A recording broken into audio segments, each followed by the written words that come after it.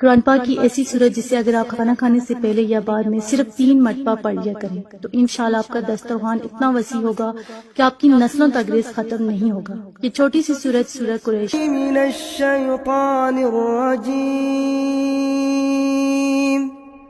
बिस्मिल्लाहिर्रहमानिर्रहीम लिईलाफि कुरैश إيلافهم رحلة الشتاء والصيف فليعبدوا رب هذا البيت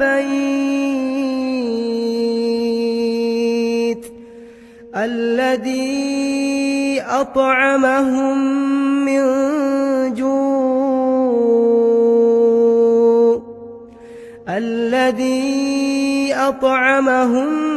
من جوع وآمنهم من خوف.